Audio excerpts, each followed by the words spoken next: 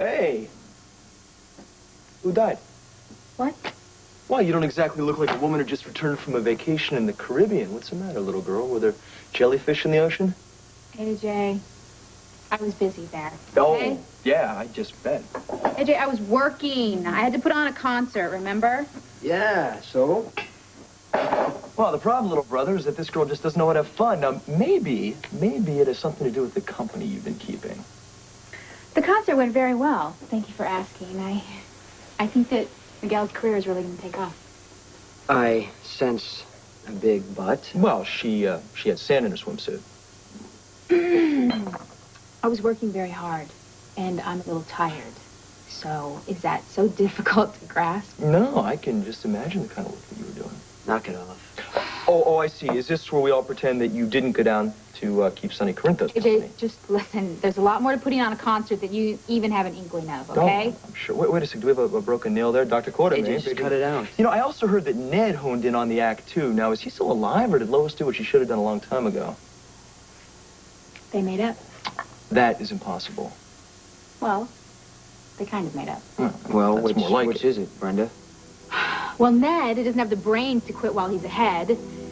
Lois was really starting to trust him, and he blew the whole thing by trying to buy out Sonny.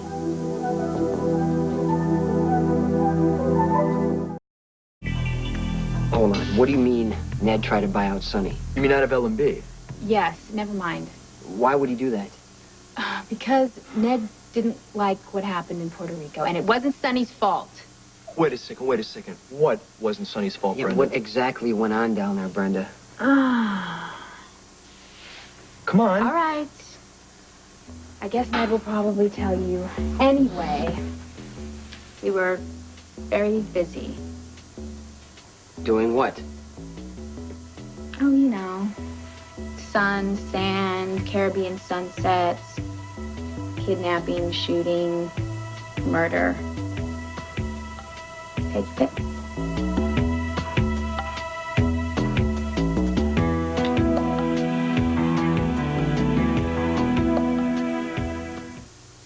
Got back to the hotel finally, and we all just jumped onto the ELQ jet with Ned. It was really late in the middle of the night. We just flew home. This is incredible. This is exactly what you and I talked about months ago when you first started seeing Sonny. Brenda, I told you he was trouble, but you wouldn't listen to me. It's not Sonny. It's these other people. No, it's the company that he keeps, Brenda. No, it's not the company that he keeps, AJ. Because he told these people to take a hike, and he is now only a music executive. Yeah, and tomorrow he's going to be a brain surgeon. Brenda, hello, the man is a scam artist. Jason, Sonny has changed. He's really different. He really is, and he was just as much of a victim out there as I was. Well, in that case, you're in deeper trouble than you know. And that's because you simply won't face the obvious. No matter how much money he puts into your pet project, or, listen to me, or how sexy you say he is, he's still dangerous. If you stick close to him, you're going to get hurt. But of course, you don't want to hear that.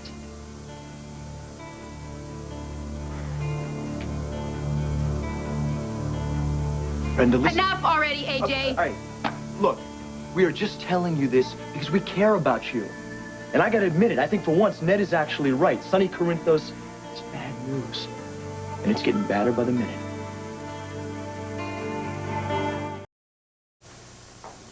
Here it comes. Come on.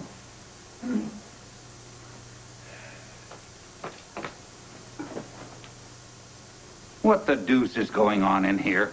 A Quartermain expression of support, my dear. We're all attending the trial today to show the world that we stand together with you. We expect to fill the first 2 rows in the court. If you like, I'll lead the group in an anthem. No, that won't be necessary, thank you. Monica's not feeling all that well, so she told me to tell you she's going to be in front of the television set cheering you on. We just want you to know we're behind you. 100%, Grandfather. Thank you, boys. Thank you. All of you. What, no argument? Oh, no. The truth is that I'll be very happy to have you there.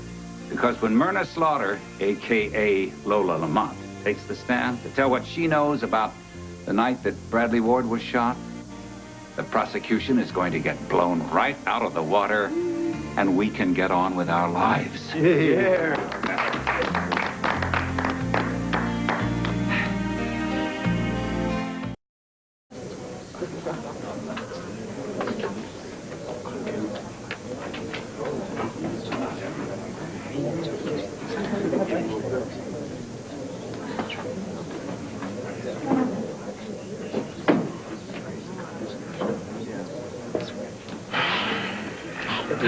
Keisha, don't you have classes?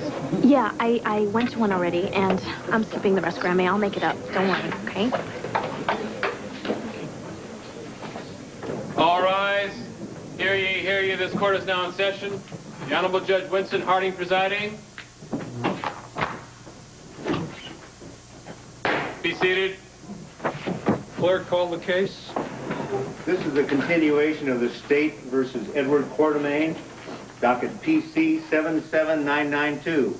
All are present. Mr. Stannis, are you ready to call your next witness? Yes, Your Honor. The defense calls Myrna Slaughter.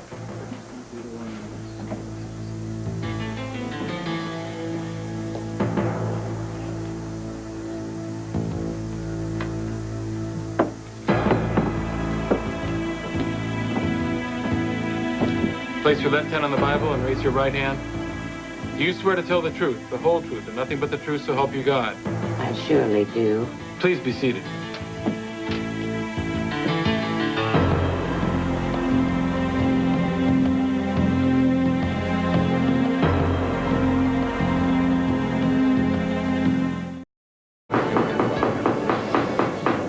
Order in the court. Would you state your name and address, please? Myrna Slaughter. I live at 1045 West 14th Street, New York City. How long have you lived there? I got the place, fall of 87.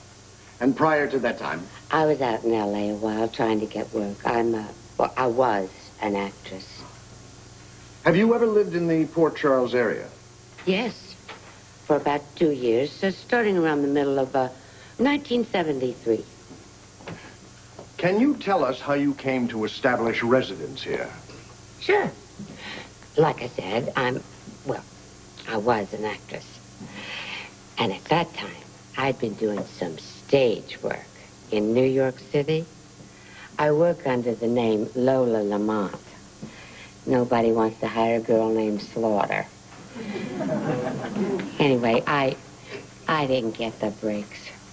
And except for a couple of off-Broadway bombs and some extra work on a few soaps, I hadn't worked up much of a resume. But finally, I landed a part in a bus and truck of an old musical.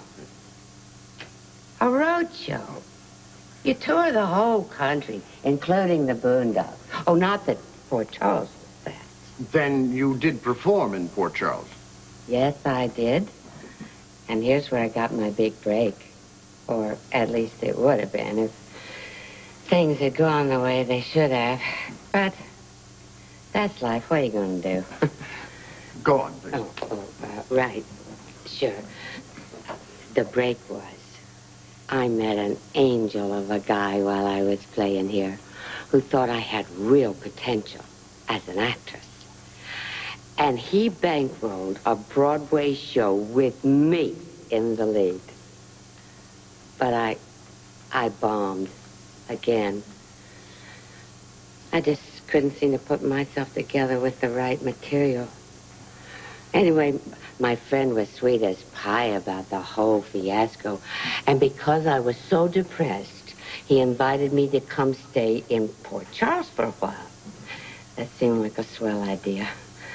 Because, well, the fact is, we'd both gotten quite a case on each other. So my friend found an apartment for me, and I left New York, no regrets, and came up here. Would you be willing to tell us the name of your generous friend? Yes, it was Jack Boland.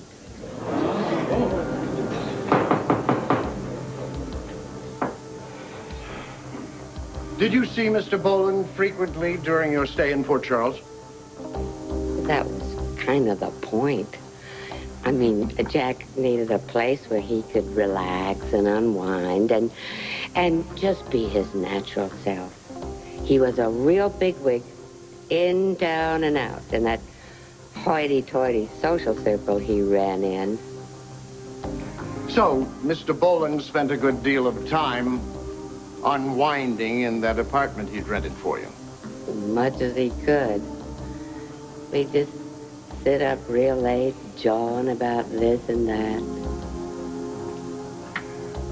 During those talks, did he ever discuss his business life? Oh, sure, he told me all about it. He was a real wheeler dealer. Very smooth, but very, very sharp.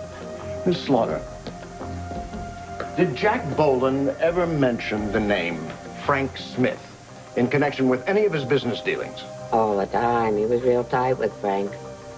And how about the name Bradley Ward? Did that ever come up? Yes. Well, you couldn't be in Port Charles those days without hearing the name Bradley Ward. He was in the news all the time, opposing this, fighting for that. That wretched reformer, Jack used to call him. I heard him speak once. He was fabulous. So you were well aware of the conflict between Bradley Ward and Jack Boland? Jack let off a lot of steam about it to me. Dr. Ward was a big problem for him and his partners. I see. Do you recall the night of June 30th, 1974? I surely do. Every bit of it, like a movie in my head. How is it you can remember a date nearly 20 years ago so clearly? Because of what happened that night. Or I guess it would be the morning, wouldn't it? July the 1st.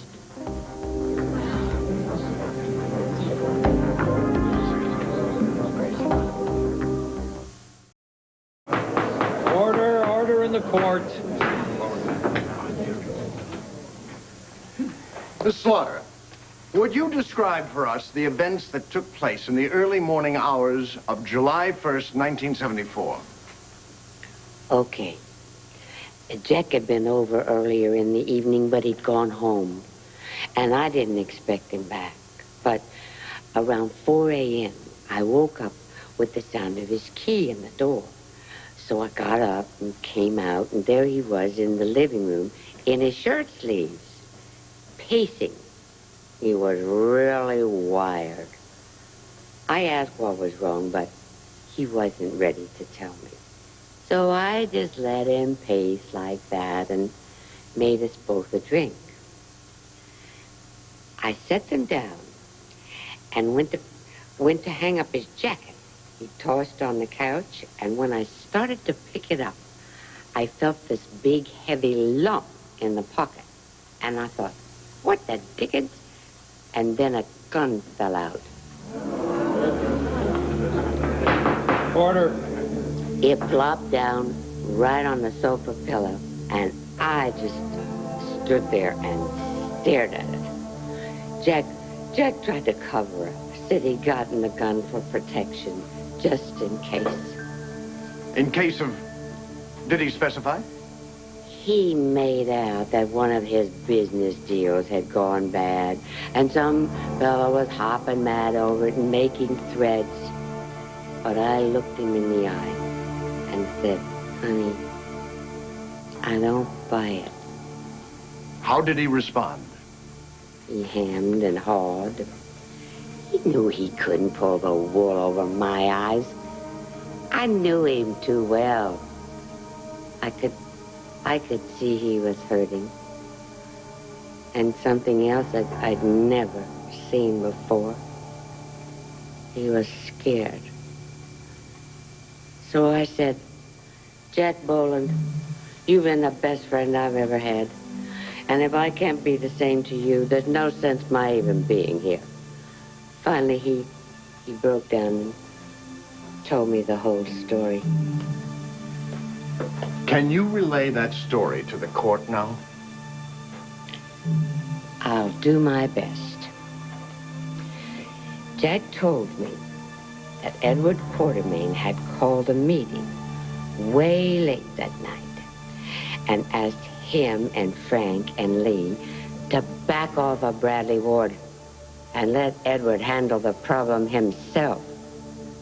Jack didn't like it, told him no. He thought they had the advantage and wanted to press it. Edward lost his temper, warned them to leave it up to him, and walked out. So far, your account corroborates what we've heard about that meeting. But we've also heard testimony that later that night, while Frank and Lee and Jack were still talking, there was another phone call. Now, Mr. Boland testified that that call came from Edward Quartermain. Did Jack Boland tell you something differently? There was a call, he said, but not from Edward. It was from Bradley Ward wanting to meet with him right away. Order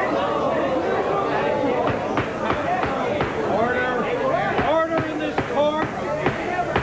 Order in the court.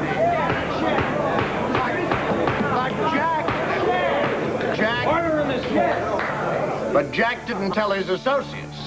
I guess not, because he went to meet Bradley Ward all alone in his mother's backyard, and they talked a long time.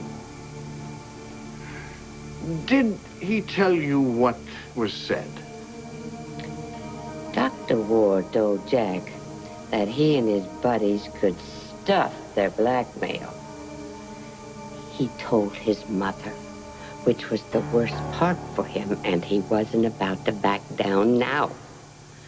Jack tried to put some more pressure on him, but Bradley wouldn't knuckle under. Instead, he threatened to tell the whole story from his own pulpit before Jack and his cronies could go public with it. He knew he'd lose everything, but it was the last blow he could hand them, and they'd go down with him. Did Jack Boland describe his reaction to Reverend Dr. Ward's intention? Yes. He told me he took that gun and shot Bradley Ward and killed him. Order in the court. Order in the court. I will have signed it.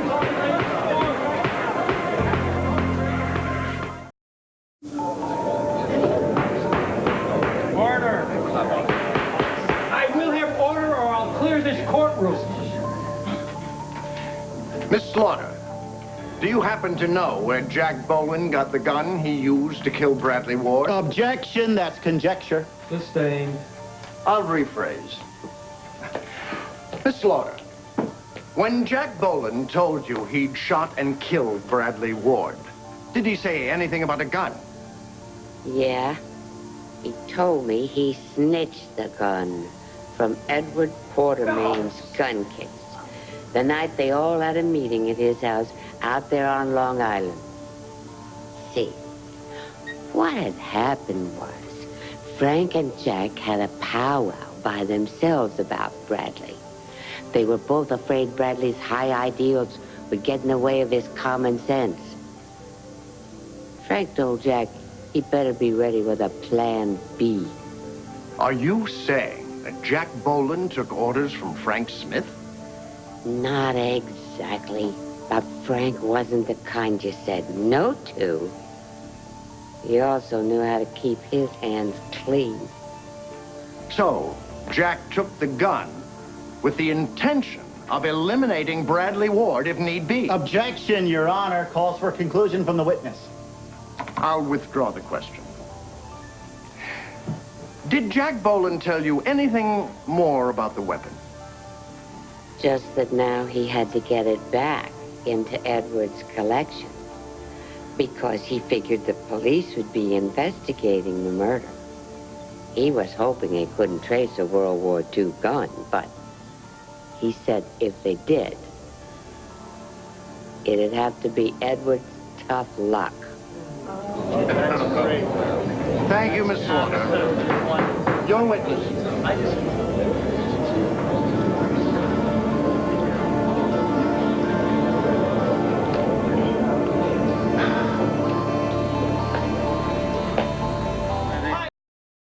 You testified that Jack Boland told you that it was Bradley Ward who called him in the early morning hours of July 1st. Yet, Mr. Boland himself told this court that it was Edward Quartermain. How do you account for this discrepancy? Well, what was he going to tell you? Bradley called and he met him and he killed him? But essentially that is your account, and Mr. Boland, now dead, certainly can't contradict you or speak to his own defense now, can he? I'm telling you the truth. The truth? Yeah. And how would you define that? The truth? Mm-hmm. What's true? What's real? What happened? And when we have two varying accounts of that alleged truth, how are we to distinguish between the two? Whose truth are we to accept? Jack had a reason to lie to you.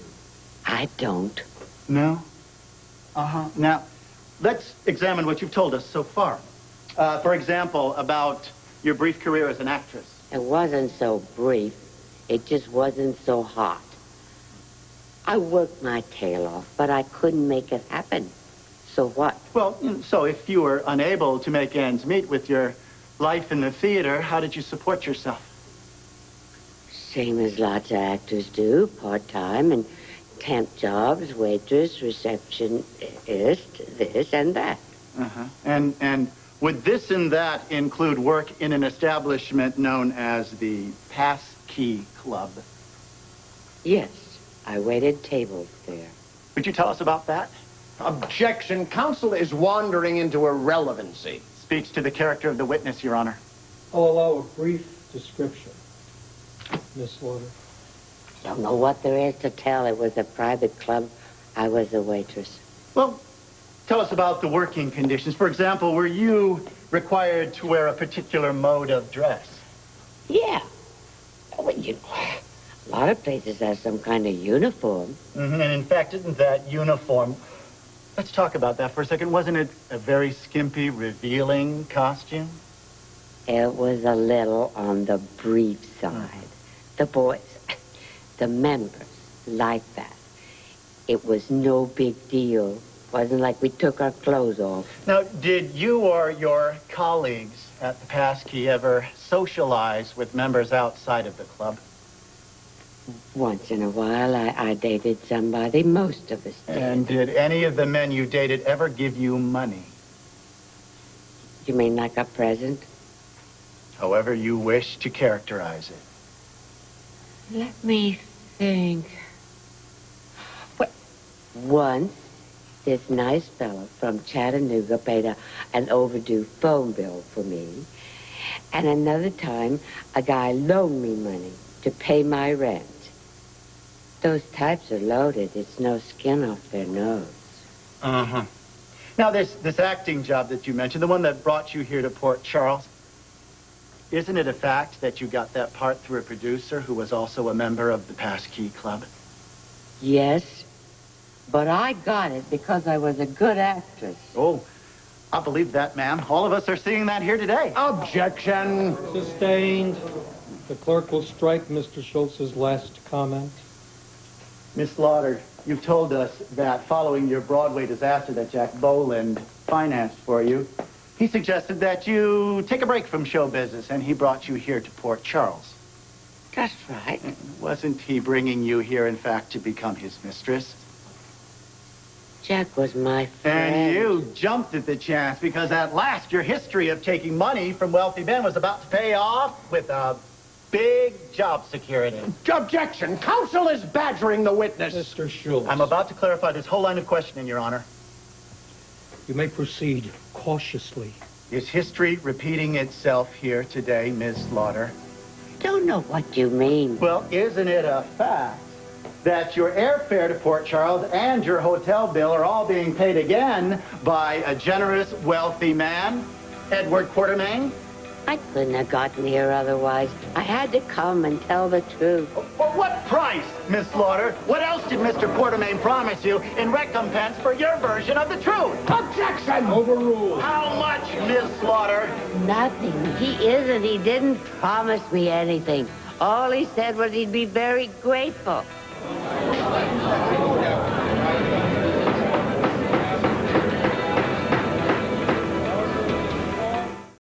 Isn't it a fact, Miss Slaughter, that you've made a career not as an actress, although it's clear that you're talented in that regard, but in accepting the gratitude of wealthy men? That isn't fair. Why then should we believe anything that you tell us on this picture stand when it's perfectly clear? Stop tormenting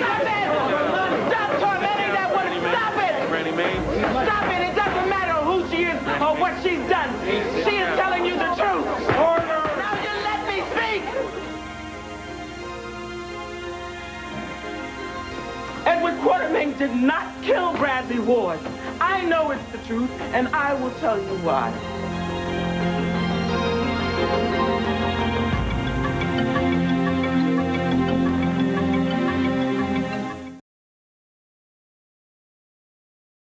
Nothing.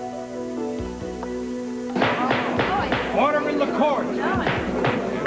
Any further outbursts and I will clear this room. Bailiff, remove the jury. Yes, Your Honor. The witness may step down. What is going on? Does Grandma know something? It looks that way.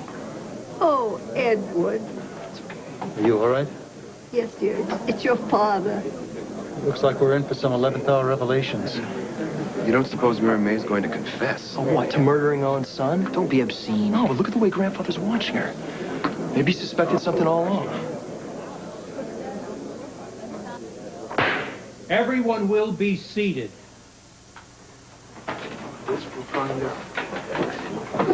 Your Honor, Mrs. Ward, you're out of order. What's more, you've already testified. I realize that, Your Honor, but there are things they didn't ask me because they didn't know. And I had hoped that this would not be necessary. But Edward Quartermain did not, could not have murdered my son. And may I tell you why? Your Honor, are you going to allow this? I will have order in this court.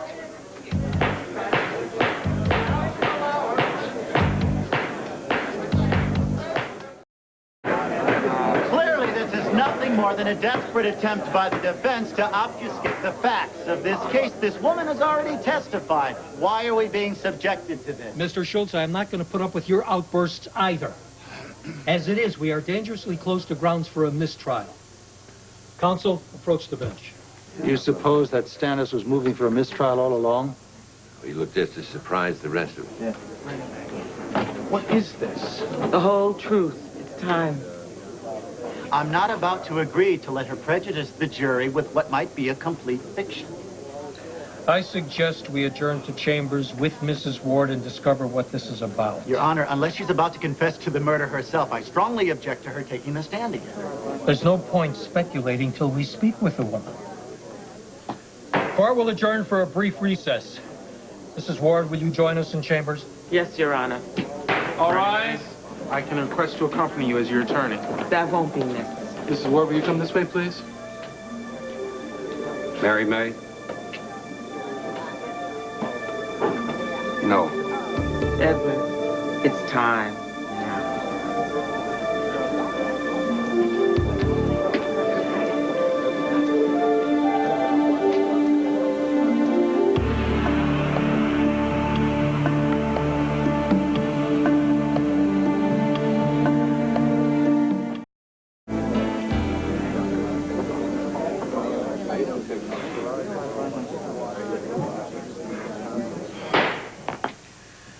Mrs. Ward, may I remind you you're still under oath? I'm going to let you say this in your own words. Please, tell the court what you just told us in chambers. At 18 years old, I was a war widow. I was trying to make ends meet, singing in a nightclub outside Norfolk, Virginia, which catered to Navy enlisted men. I had a way with the blues. One night, young Navy lieutenant came in, and he took a table by himself. And that wasn't unusual, but I noticed the way he just listened. And I also noticed the way he kept coming back. And then finally one night, he came backstage and he introduced himself. And we went out for a drink. And we discovered that we had a way of relating to each other.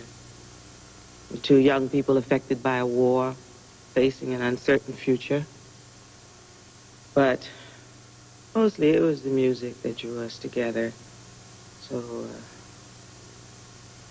we became lovers, briefly. Then he was shipped overseas, and we corresponded for a while. And then I found out that I was pregnant. I wrote to him to tell him this, and I said that I had no expectation of a future with him. I told him I was bringing his child into this world. He wrote back and said that he would offer any help he could. But I chose not to answer that letter, but I kept it.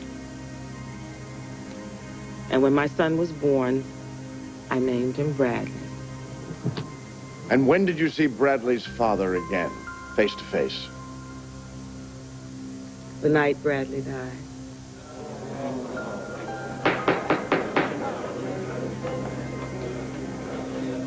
But most of it happened as I testified. Bradley came to see me, we talked, and then he went to lie down in his room, and I went to my own room. But I didn't undress. For a long while, I just lay there thinking and tried to come to terms with what I had to do. So I got the letter from his father,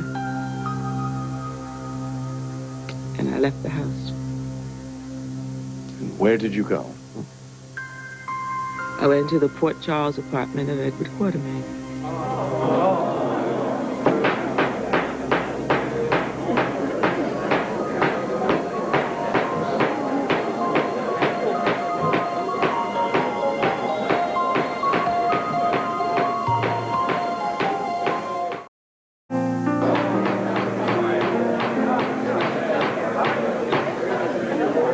What time did you arrive at Mr. Quartermain's apartment?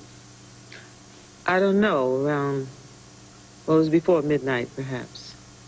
I rang the bell, he opened the door, and I apologized to him for disturbing him.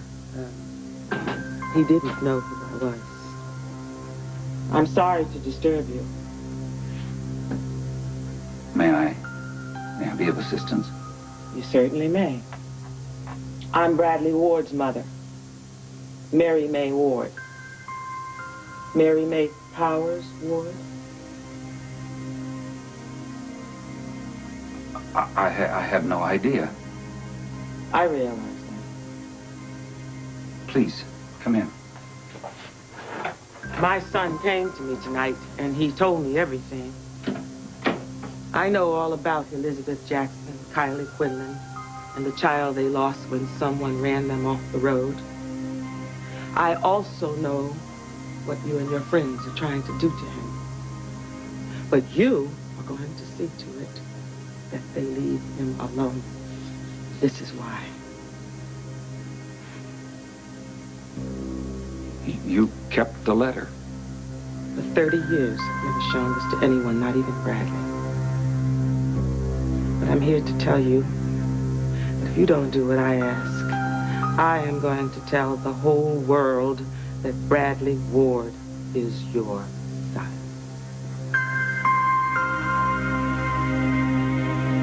That night, Edward Quartermain found out he had another son.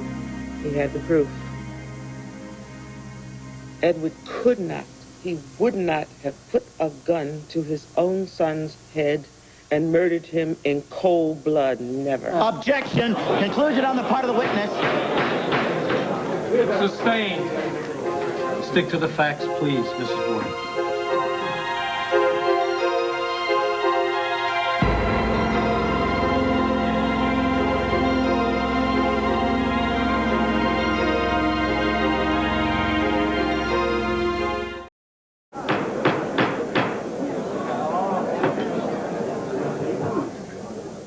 Mrs. Ward, what did you do when you left Edward Quartermain's that night? I went home. Bradley was still lying across the bed, fully dressed, but I didn't stop and speak to him. I went to my room and I put on my night clothes. But I didn't sleep, not then. After a long while, I heard him go downstairs, make a phone call. To whom? I couldn't hear what he said, but I know he didn't come back upstairs. So I assumed that he was getting something to eat or sitting in the living room because he couldn't sleep. And I didn't think I could sleep either, but I did. And the next thing I know, I was awakened by what I now realize was a gunshot. I heard the second shot clearly. Right away, I knew it was bad. And I've described to you how I found his body. You can understand, knowing his frame of mind and finding the gun in his hand, how I thought he killed himself. So you can also understand how I blamed myself as I sat there holding him in my arms. If I had stopped in his room and told him the truth about his father, would it have ended differently? Even now, I wonder. I don't know how long I sat there.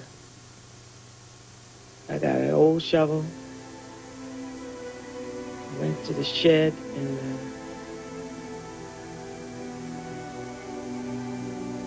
dug his grave. It was the most I could do for him at that time, and I tried to do it right. And I laid his body very gently in their grave. And I said goodbye to him.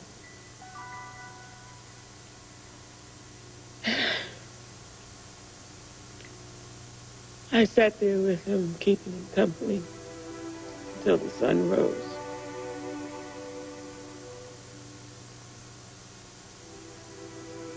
Then went into the house, got dressed, and I went to see Edward Quartermain again. Oh, Mary May, I tried to do what you asked, but I'm afraid it may be out of my hands. Yes, it is. And you can tell your friends that Bradley won't be a problem anymore. He's dead.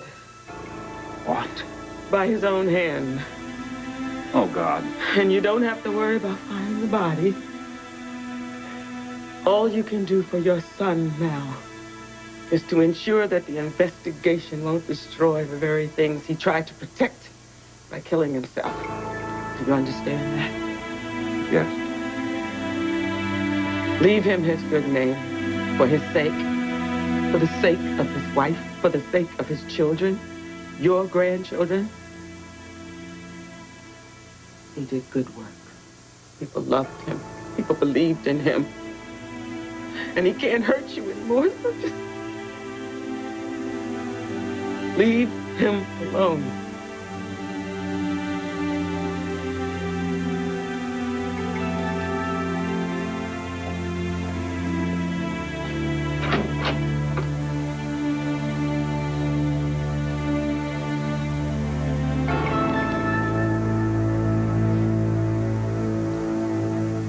We've heard testimony that Edward Quartermain did indeed use his influence to have the investigation terminated. I'm sure he would. It was the least he could do. Mrs. Ward, is there anything further you'd like to add? Now, that's all I have to say. Thank you. That'll be all.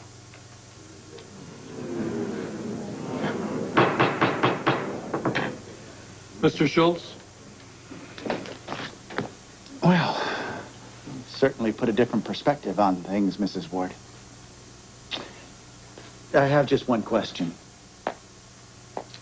When you went to see Edward Quartermain that night and told him that Bradley Ward was his son, a secret with the potential to devastate the man's family and seriously compromise his business, isn't it possible that you actually gave Edward Quartermain strong enough motive for murder? Objection, Your Honor, I object! Order! If I thought Edward Quartermain directly caused the death of my son, I would have sent him straight to hell myself.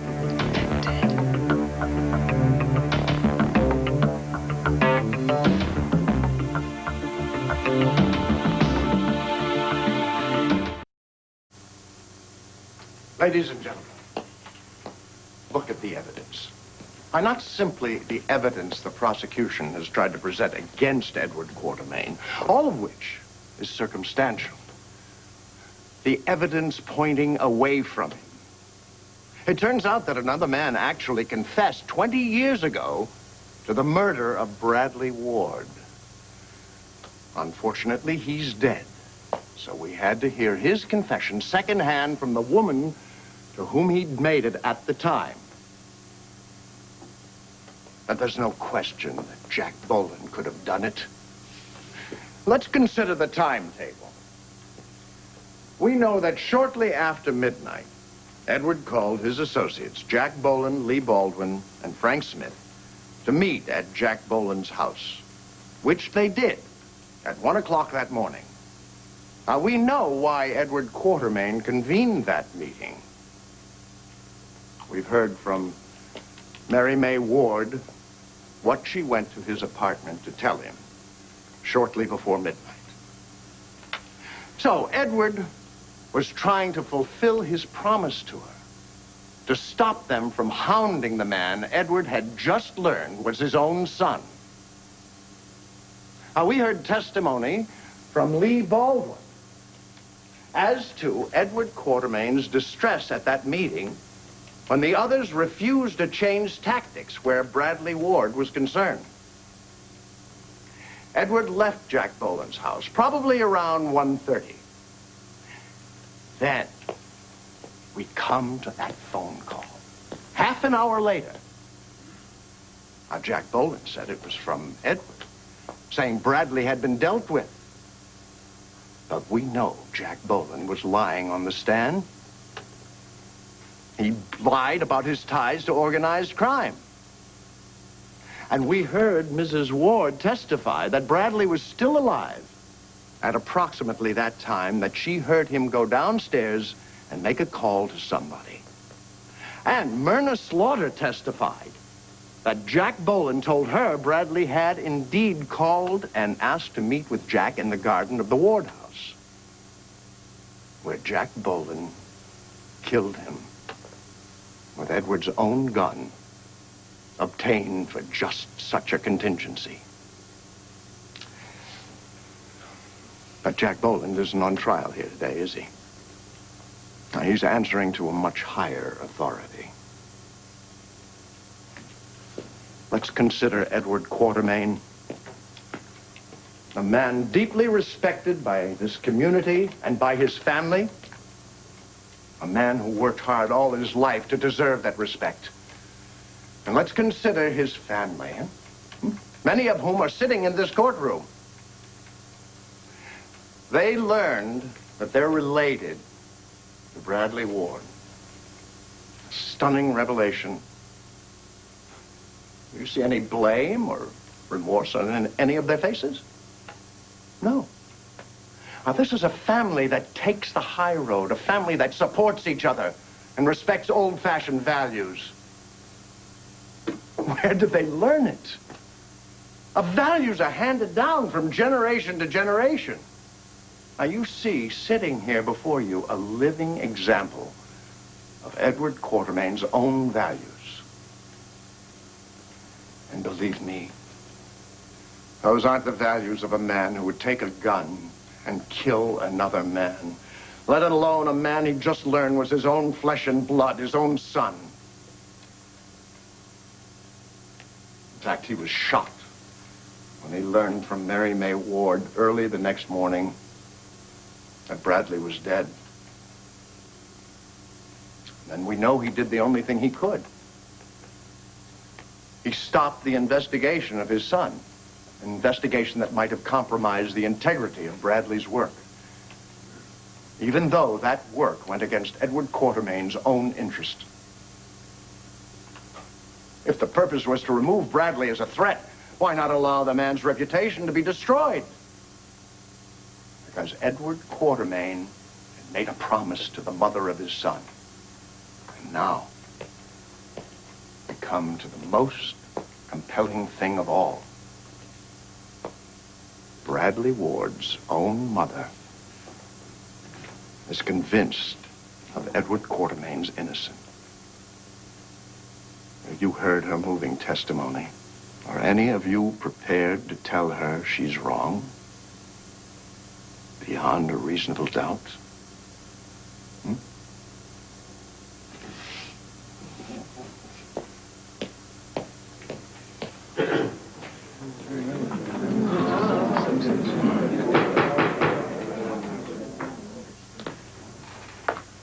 Ladies and gentlemen, the defense is clearly trying to confuse the issue with a great deal of circumstantial evidence. It's an age-old tactic, and I trust that this jury is too smart to be manipulated in that way.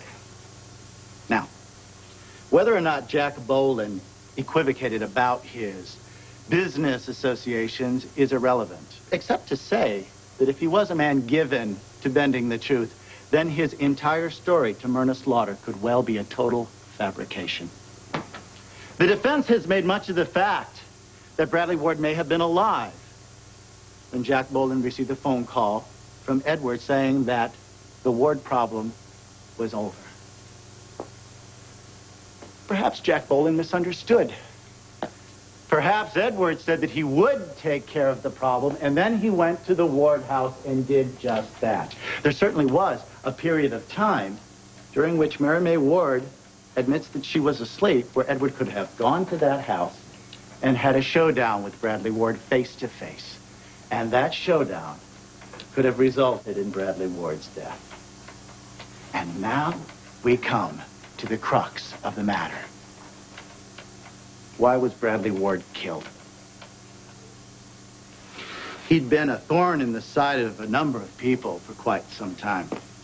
So much so that 4 men took it upon themselves to dig up enough dirt to derail young Ward's career, perhaps permanently. They didn't need to kill him. So what happened? What was suddenly different? What occurred that night that sealed Bradley Ward's death warrant? You know what happened. You just heard Mary May Ward testify to it. She went to Edward Quartermain with proof that he had fathered his own worst political enemy by a black woman. This was 1974, remember. Now, the defense spoke really quite eloquently about the Quartermain family tradition.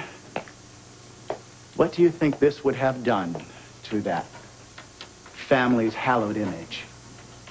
And there's something of greater significance to consider here. Mary May Ward, for all intents and purposes, tried to blackmail Edward Quartermain into removing the threat from their son. She said to him, "I will tell the world." After she left his apartment that night, what went through Edward's mind? One can imagine him pacing the floor, conjuring scenarios of repeated threats to reveal Bradley's parentage, to keep Edward in line. Years of potential blackmail stretching ahead. He couldn't be sure that Mary May Ward wouldn't tell her son the truth. And how might Bradley Ward use that information? It was an untenable position for a man used to controlling his own destiny. I submit to you, ladies and gentlemen, that Edward Quartermain saw only one way out of this bind. Perhaps he justified it by his desire to protect his family, emotionally and financially. Perhaps he went to see young Ward with no intention of killing him. And perhaps Bradley Ward, upon suddenly learning such an earth-shaking truth, said or did something that confirmed Edward's worst fears. And in the heat of the moment, Edward Quartermain acted. The fact remains, Bradley Ward was shot and killed that night. Who had the strongest, most desperate motive? Who had opportunity? Who has proven himself over the years capable of doing whatever it takes to further his own interests and that of his family? You know the answer. There is only one way justice can be served in this case. Bring back a verdict of guilty as charged. Thank you.